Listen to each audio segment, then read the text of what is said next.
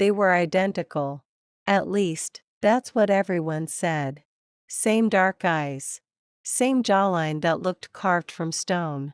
Same laugh, low and warm, like fire crackling under soft conversation. But to me, they were never the same. Not even close. I met them in college. Orientation week. Too many names, too many fake smiles, too much nervous energy. I was halfway through my second awkward cup of bad coffee when they sat across from me. "Are you saving these seats?" one of them asked, motioning toward the empty chairs. I shook my head, and they dropped into place like they'd always belonged there. "I'm Callum," the first said. "Logan," the other followed. Twins. Identical. Undeniably magnetic. But I didn't fall for both. I fell for the one with the smile that lingered. The one who watched me, even when I wasn't speaking. The one who made silence feel safe. Callum. He was the steady one. The planner. The protector. Logan was chaos. Brilliant, but scattered. Charismatic, but wild. Where Callum would take your hand and lead you through the storm, Logan was the storm. And I wasn't built for that kind of fire. Callum and I became Callum and I. Late night study sessions. Coffee dates that turned into dinner. Walks that turned into weekends. He didn't rush. Didn't press. He made space, and then waited for me to move into it. And I did. Slowly. Carefully. But completely. Logan never interfered. At least, not directly. But there were looks. Pauses. Moments where I felt something unsaid humming just beneath the surface. Like he knew something I didn't. Like he was waiting for a game to start, and I didn't know I was holding a piece. One night, during junior year, Logan and I found ourselves alone in the kitchen. Callum had gone to get wine. I was slicing strawberries. He leaned against the counter and said, casually, "You chose the safe one." I stopped slicing. "What's that supposed to mean?" He didn't flinch. "You picked the twin who makes sense, who's good on paper, but not the one who sees you." I swallowed. "Don't do that." He smiled, not kindly. "I'm not doing anything. But you feel it, don't you?" I didn't answer. Because I didn't have one. We got married the summer after graduation. It wasn't grand. No string quartet or sunset vows on a cliff. Just family, friends, a rented garden, and the smell of honeysuckle. Callum cried when I walked down the aisle. Logan didn't. He watched with a stillness I couldn't name. Not jealousy. Not regret. Something else. Like a man watching a train leave a station he was never meant to board. Married life with Callum was gentle. Soft Sunday mornings. Shared grocery lists. Inside jokes whispered across dinner tables. It was everything I thought I wanted. Everything I had chosen. But sometimes, he'd laugh, and for a second, I couldn't tell if it was him or Logan. Sometimes, I'd wake up in the dark, heart racing, and not know whose name was on the edge of my breath. I never said it out loud, but the thought lived in the quiet places, where even love couldn't always reach. Logan moved away. A job in another state. Some startup, something fast-paced, of course. He left without much of a goodbye. Callum said it was just Logan being Logan. But I noticed how often his name came up in Callum's dreams. How Callum turned just a bit too quickly when his phone buzzed. How every time I mentioned Logan, something in my husband's posture tensed, like a string pulled tight. 2 years passed. The rhythm of life settled in. Coffee, commutes, weekend trips, arguments about bills. Making up over takeout and quiet apologies. We were happy. At least, we looked like it. Then one day, I picked up Callum's phone to check the time. That's all I meant to do. It lit up as I touched it. A message on the lock screen. She still doesn't know. L. My fingers froze. Not out of suspicion. Out of recognition. I knew who L was. Of course I did. But I didn't know what I didn't know. I didn't ask him that night. Didn't confront him. I watched instead. Watched how he avoided my eyes when he said goodnight. How he locked his phone before brushing his teeth. How he smiled just a little too hard over breakfast the next day. He was hiding something. And I had a feeling I already knew what. That weekend, I asked him if he missed his brother. He didn't hesitate. Of course. Do you two talk? Not as much as we used to. Why not? A pause. Then, softly, some distances are better left uncrossed. He didn't look at me. And I knew that wasn't just about geography. I found myself replaying everything. The early days. The way Logan watched me. The way Callum always intercepted. The tension that hummed beneath the surface of every family dinner. Had I misunderstood? Had they let me? Or worse, had I chosen the wrong twin, and they both knew it? The next morning, I got an email. No subject line. No greeting. Just one line. If you're ready for the truth, come find me. It was from a burner address. But the initials at the end were enough. L. I stared at the screen for a long time. Then closed the laptop. And whispered, to no one. What truth? But I already knew. Not the details. Not the shape of it. But the feeling. That the life I built might be standing on the wrong foundation. I didn't tell Callum I was going. I told him I had a lunch with a friend. He kissed my forehead. Said, have fun. I wanted to scream. I wanted to ask, is that all it takes, for me to disappear? But I didn't. Because if I was about to break something, I wanted to know why first. Logan chose a small coffee shop 2 towns over.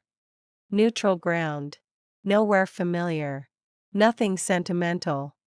But when I walked in and saw him there, it didn't feel neutral at all.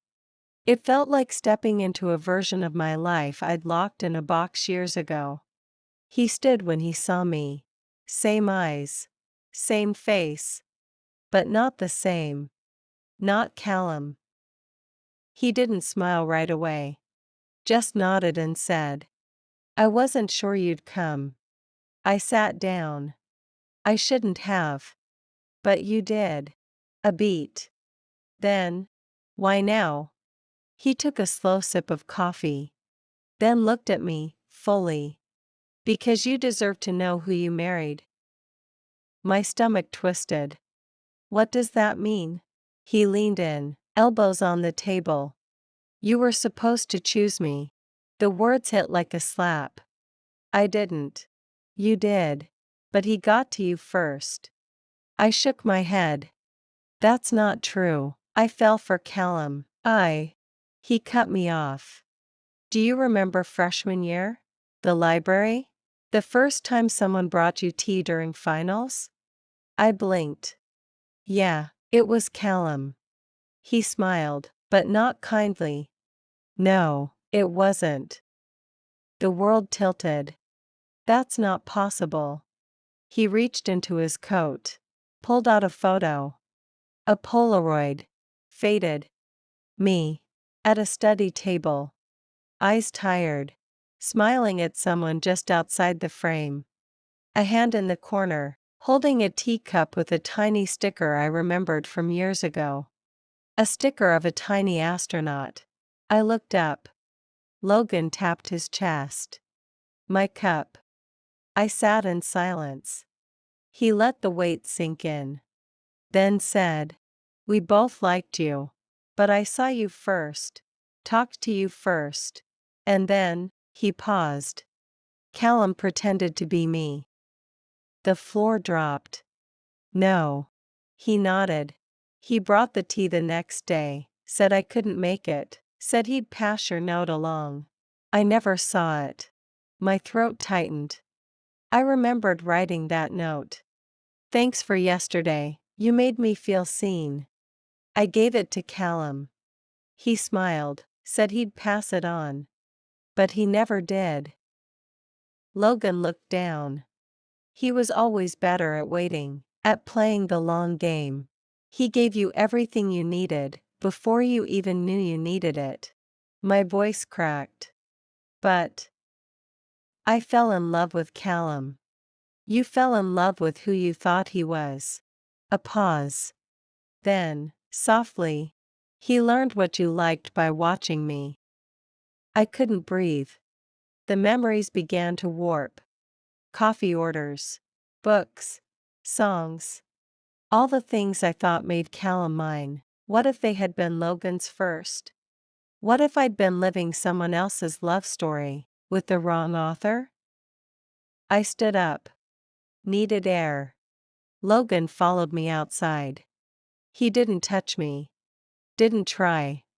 He just said, "I never told you because I thought if he made you happy, it was worth it. But I watched you disappear. Bit by bit. Until you became so quiet I couldn't tell if you were still in there." I turned to him. Eyes full. Voice shaking. "Why now?" He exhaled. "Because he's not the man you married anymore. And you're not the girl who believed him."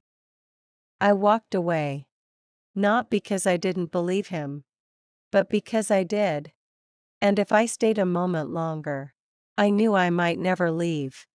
When I got home, he was making pasta. Callum always cooked when he was nervous. Said it helped him think. Said the rhythm, the heat, the stirring, gave his mind something to do while it sorted the rest. He turned when he heard the door. "Hey," he smiled, "how was lunch?" My throat caught. I nodded. It was fine. He leaned in to kiss me. I let him. But I didn't close my eyes. The kitchen smelled like garlic and basil. Warm, familiar, safe. Too safe. Because now, I knew how carefully he curated that comfort. How every small detail, every gesture, might not be his. Might never have been. We sat at the table. He poured the wine. Talked about something at work. An annoying client. A cancelled meeting. I nodded. Laughed in the right places. Answered when prompted. But my mind was elsewhere. Looking for cracks. For mismatched memories. For the ghost of a hand that passed my note across a library table years ago, and never gave it back. He reached for my hand across the table. "Are you okay?" That's when I looked at him fully. Really looked. Same eyes. Same voice. But now I saw it. The pause before he spoke. The calculated softness. The version of Callum I loved. Was he always just a performance? A perfectly measured act of love, designed by two brothers, and delivered by the wrong one? I pulled my hand back. He blinked. Did I say something? I shook my head. But I couldn't lie anymore. "Did you ever pretend to be Logan?" Silence. Not shock. Not confusion. Just delay. Then, what? Freshman year, library, tea, the note. He swallowed. Put the glass down. "Why are you asking me that now? Just answer the question." A long breath. Then, too calmly, "I thought you knew." I felt it like a slap. "You thought I knew?" I didn't lie. I just didn't correct you. That's the same thing, Callum. No, it's not. He leaned forward. I loved you. From the beginning. I just needed a chance. And if you had known it was Logan that first day, you might have picked him. I stared. That's not your decision. He looked down. Then, barely audible. I know. The weight of it settled between us. I pushed back from the table. I need air. He didn't follow. Didn't ask me to stay. Just whispered. I never meant to trick you. I just didn't want to lose you before I had you. Outside, the wind felt colder than it should. Sharper. Like it knew something had been cut open, and now it was bleeding into the street. Later that night, I sat on the couch with a blanket wrapped around me. Callum came in. Paused in the doorway. I should have told you the truth. I didn't respond.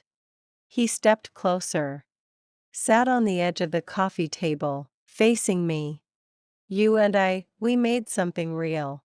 I never faked that. I looked at him. I believe you. A pause. But maybe I was in love with something that never existed. His eyes glistened. I can be that person. And I almost said yes. Because comfort is a powerful thing. Because love, even when twisted, leaves fingerprints. Because part of me still wanted to believe in the life we built. But then I remembered the photo. The teacup. The note. The truth. And the boy who said, "You were supposed to choose me." I stood up. Walked past him. And whispered, "You shouldn't have taken the chance from me." He didn't follow. I stayed with a friend. One of those come anytime friends, who doesn't ask too many questions. Just gives you keys and a place to land. I didn't tell her the full story. How could I? How do you explain that your husband was never truly yours, because he wore someone else's story like a second skin? That the boy you loved may have always been the shadow behind him? I didn't answer Callum's texts. They came daily. Can we talk? I miss you. Please just tell me where your head's at. But I didn't reply. Because for once, I needed to hear myself think, without his voice in the background of my brain. 3 days passed. Then a fourth. On the fifth, Logan messaged me.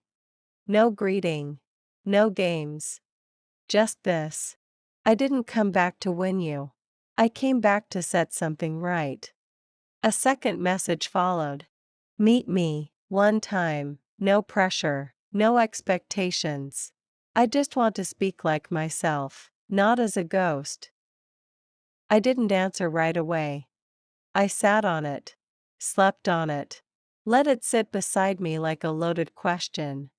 And then I said yes. Not because I knew what I wanted, but because I needed to see who he was, when no one else was watching. We met at a park. Early, before the world got loud. He was already there when I arrived. Sitting on a bench. Hands folded. Not looking at his phone. Just present. And somehow, that alone made me nervous. Hey, I said softly. He looked up. Smiled, not like someone confident, but like someone relieved. We didn't hug. Didn't touch. Just sat. Side by side. Feet not quite touching the ground. Like kids again. Except everything had changed. He spoke first. I loved you before I understood what love meant. I said nothing. He continued. Back then, it was easy. You smiled at me in a hallway once and I thought about it for a week. I let myself smile, briefly. Then asked, why didn't you fight harder? He looked down. I didn't want to be the villain in your story. You wouldn't have been. Maybe not. But I didn't want to be the brother who broke the other one to win something. He paused. Especially when that something was a person. We sat in silence for a while. Birds chattered in the trees. Somewhere, a jogger's footsteps faded into gravel. Finally, I asked, "Do you think I loved him?" He looked at me. "I think you loved who he was when he was trying to be me." That hit harder than I expected. Because somewhere in my gut, I knew he wasn't wrong. He turned slightly, facing me now. Eyes clear, voice steady. "But you didn't choose wrong because of that." I blinked. He went on. "You chose the person who showed up. You chose the name in the room. The face that held your hand." He paused. "And that's not wrong. It's just incomplete." I felt tears prick my eyes. Not sadness. Something else. Grief for the version of me who had never had all the pieces. Who had made the best choice she could, with only half the truth. "I don't want to undo your life," Logan said softly. "I'm not here to pick up the pieces like some prize. But if you ever wonder who would have caught you before you fell." He paused. Then finished. "It was always me." I turned toward him. This time, I didn't pull away from the heat in my chest. The way it hurt. The way it healed. All at once. "I don't know what to do with that," I whispered. "You don't have to do anything," he said. Then, a small smile.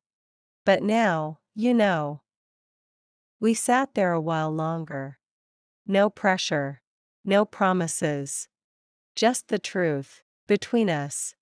Finally, I let myself in with the spare key. The apartment looked the same. Shoes by the door. Blanket folded over the back of the couch. His jacket slung on the hook, too neatly to be unplanned. He always curated comfort like a museum. But now I saw the staging. Not love. Maintenance. Callum walked in from the hallway, startled. He froze when he saw me. Then softened. "Thank God," he said, stepping forward. I was starting to think. I held up a hand. "I'm not here to stay." He stopped. Mid-step. Mid-thought. Just stilled. We stood in silence. Then he said, more carefully, "I've missed you. I believe that. But you don't love me anymore." I took a breath. "I think I loved who I thought you were." He flinched.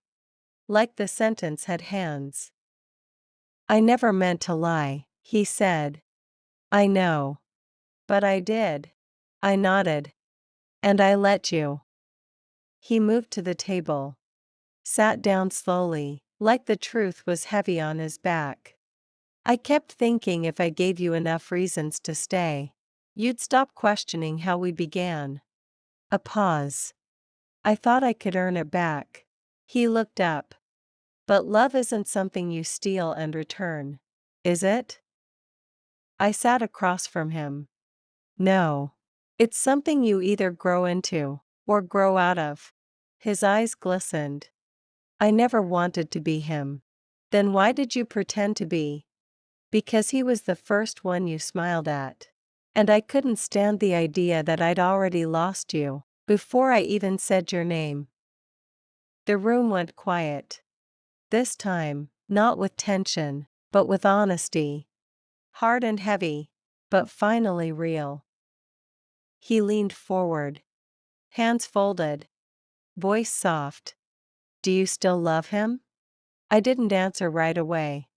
Then, honestly, "I don't know. I never got to." He nodded. Swallowed. Then said, "I don't blame you for leaving. But can I ask one thing?" "What?"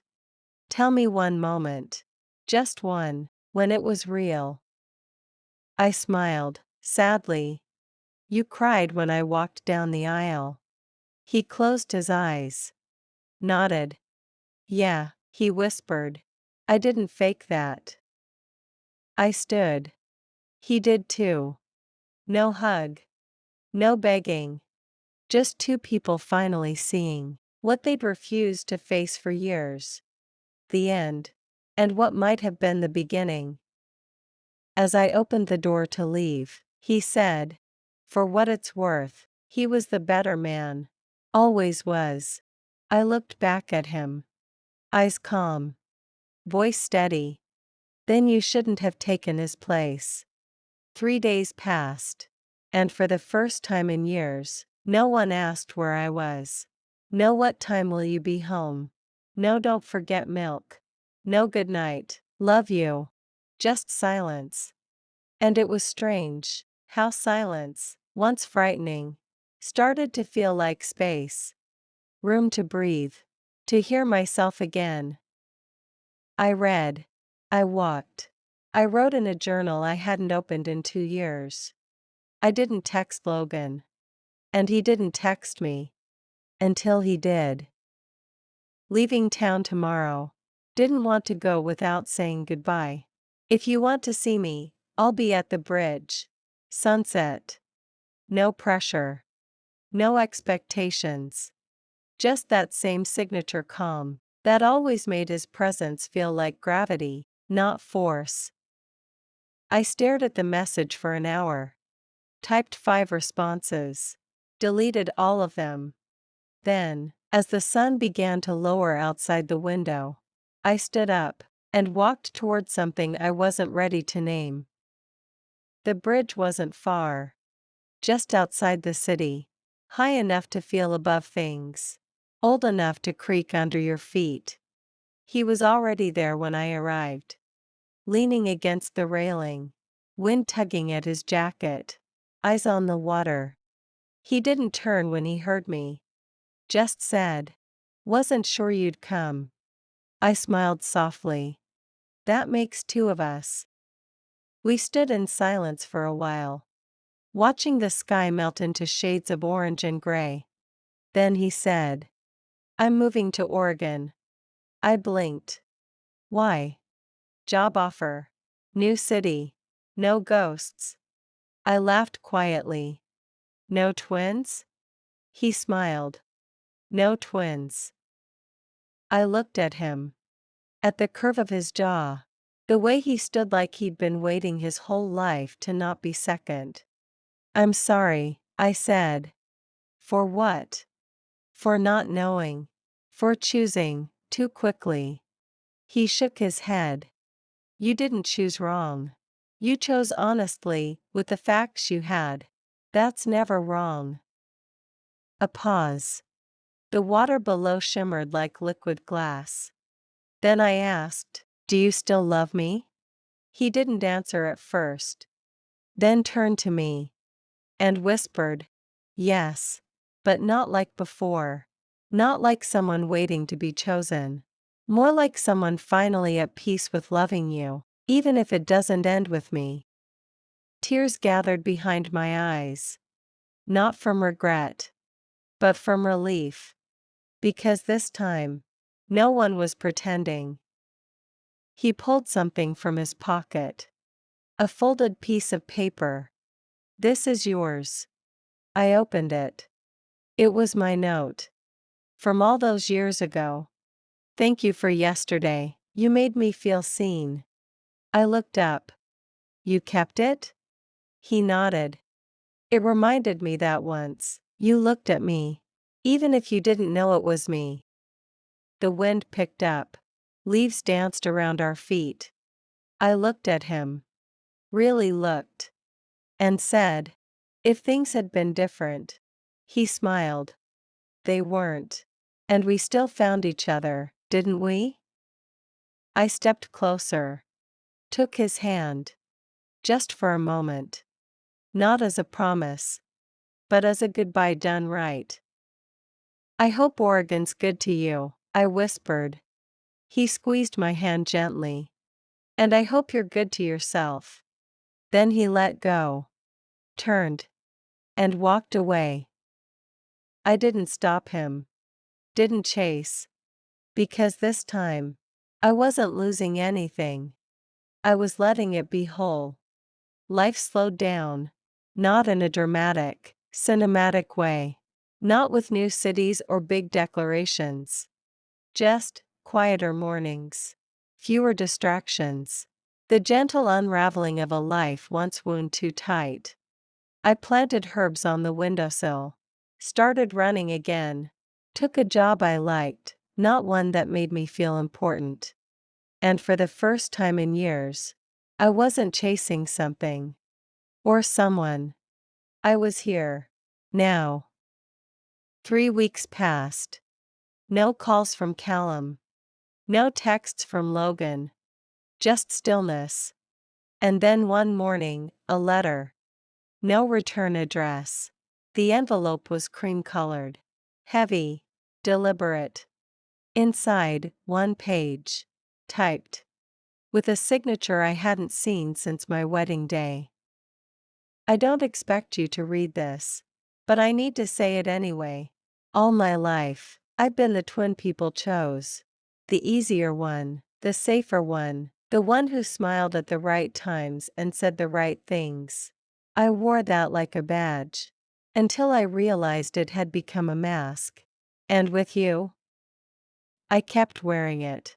Not because I didn't love you. But because I was afraid that if you saw me, the real me, you'd choose him after all. My hands trembled. I kept reading. You always ask the right questions. But I gave you curated answers. Answers shaped like who you needed, not who I was. And I thought that was love. But real love doesn't come from performance. It comes from permission. To be seen. To be flawed. To be honest. And I never gave you that. Not once. I took your choice from you. And for that, I will always be sorry. A tear fell before I even realized I was crying. Not from pain. From relief. Because at last, he said it. The thing I'd always felt but could never name. That I had been loved by a version of someone, not the someone himself. Logan was always braver than me. Even when he stayed silent, he lived with his heart outside his body. You were his before you were mine. I just got to you first. That's not how love is meant to work. And I know I've lost the right to ask anything now. But I hope, truly, that you find a version of your life that feels entirely yours. No ghosts. No shadows. No masks. Just you. Callum. I folded the letter slowly. Held it in my lap. It didn't make me angry.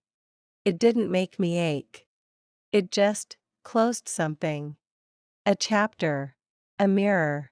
A version of myself that didn't know how to say no. I made tea. Sat by the window. Watched the early sunlight catch the herbs as they shivered in the wind. And I whispered, not to him, not to Logan, but to myself. I am not anyone's version. I am not a choice between two names. Not a pawn. Not a prize. I am my own answer. Finally. It took me a week to write the message. Not because I didn't know what to say, but because I didn't want to say too much. I didn't want to open old doors, or give false hope. I just wanted to name the thing he gave me, that no one else ever had. The space to see myself. It was a short email. No subject line. No greeting. Just this. Thank you for telling me the truth. For not asking for anything back. For letting me go, without guilt, without pressure, without pretending it didn't hurt. I don't know what the future looks like. But I know this. I'm walking into it more honestly because of you. I hope Oregon is as quiet as you hoped. I sent it. Turned off my phone. Went for a walk. There was no anxiety. No ache in my ribs like when I'd write to Callum. No desperate need for a reply. Just peace. Because this time, I wasn't waiting to be chosen. I had chosen myself. That night, while folding laundry, my phone buzzed. One message. Oregon is quiet. But I still hear your voice sometimes. Not because I'm stuck. Because it reminds me that some stories don't need an ending to be complete. You were never the wrong choice. I sat on the bed, the scent of fresh cotton in the air, his words glowing on my screen. And I smiled. Not because it changed anything, but because it didn't need to. I went to sleep with the window open that night. No noise machine. No music. Just wind. And breath. And the soft understanding that wholeness doesn't always come with a partner. Sometimes, it comes when you stop being a half. It had been 7 months. Since the letter. Since Oregon. Since I watched Callum fade from my life like the end of a song I knew by heart, but stopped singing. I didn't check their social media.